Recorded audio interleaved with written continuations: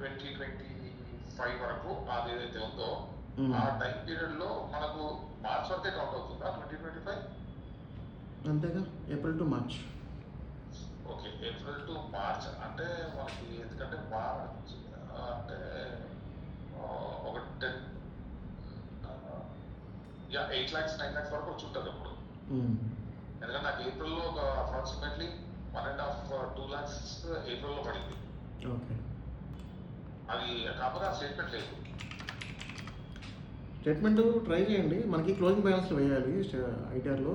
బ్యాంక్లో March 31st closing balance ఉంటాయి కదా, అవి వేయాలన్నమాట. అంటే ఇప్పుడు దానికి బ్యాంక్కి వెళ్ళాలేమో రైట్ మరి. యాక్చువల్ నెట్ బ్యాంకింగ్ ఉంటే మీకు టక్కనే వచ్చేస్తుంది, బ్యాంక్ వెళ్ళాల్సిన పని లేదు. అంటే నేను యూజువల్గా ఏంటంటే ఫోన్ బ్యాంకింగ్ చేస్తాను, అది యాప్లో చేస్తాను. ఓకే. మనకి నెట్ బ్యాంకింగ్ అంత అవసరం పడలేదు, ఎప్పుడు మనం నెట్ బ్యాంకింగ్ ఆప్ట్ చేయలేదు. ట్రై చేయండి. మనకి బ్యాంక్ స్టేట్మెంట్లో బ్యాలెన్స్లో వేయాలి, బ్యాలెన్స్ చేయండి, దాంట్లో వేసుకోవాలి. శాలరీ ఇన్కమ్ ఒక్కటే అయితే అవసరం లేదు, మనం వేరే ఇన్కమ్ చూపించాలనుకుంటే అప్పుడు కావాల్సి వస్తుంది. మీరు ఓన్లీ శాలరీ. సరే, మరి ఇప్పుడు 7 lakhs వరకు చూపిద్దామా? 7.5 వరకు లాగచ్చు. ఇప్పుడు ఈ 2025 మార్చ్ నుండి మీరు 7 చూపించినా పర్లేదు, ఎందుకంటే మనకి జెన్యున్ గా 7 కంటే ఎక్కువ ఉండదు కూడా ఏ ట్రాన్సాక్షన్స్ కూడా. ఇది ఓకే, పాతదే అడుగుతున్నాను.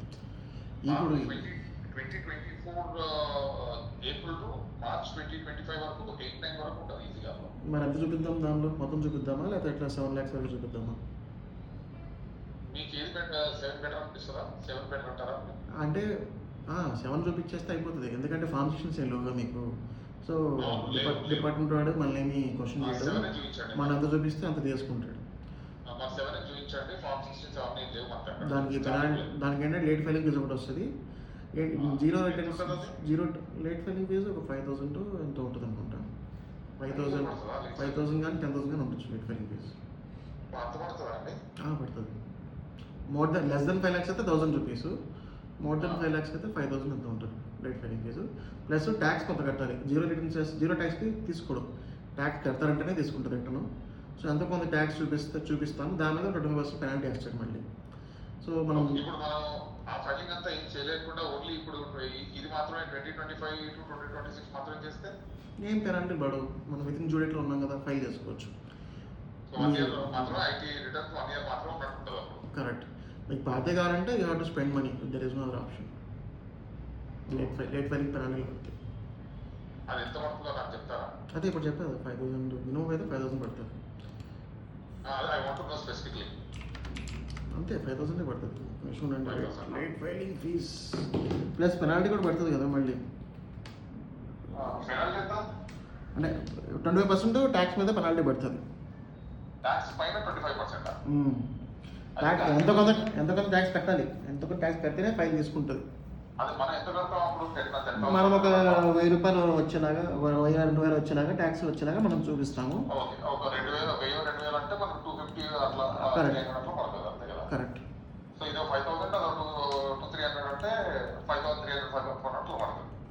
అంతే. ఒక నిమిషం ఉండండి. అప్ టు 5 lakhs అయితే 1,000 rupees, more than 5 lakhs 5,000 rupees penalty late filing fee. More above 5 lakhs ఒక్క నిమిషం 10,000 ఉంది. ఆఫ్టర్ 31st December అయితే 10,000 పడుతుందండి ఫీజు పెనాల్టీ.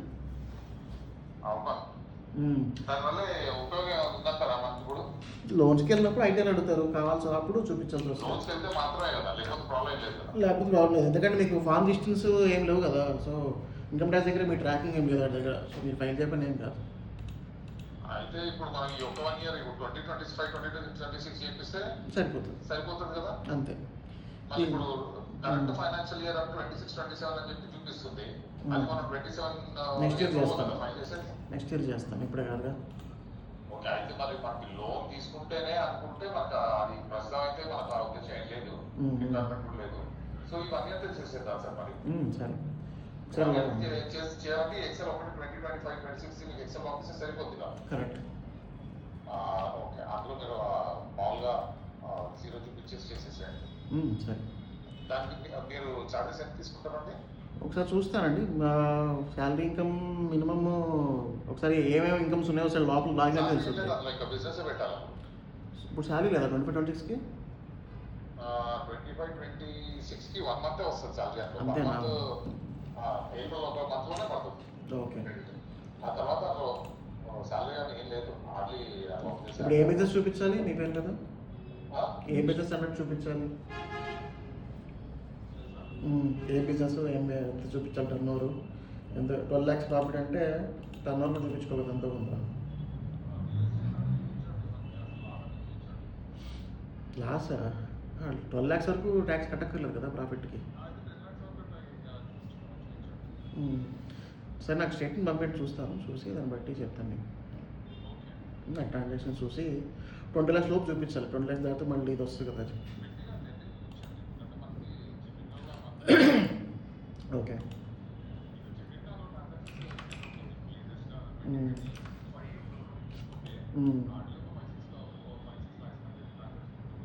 Okay okay.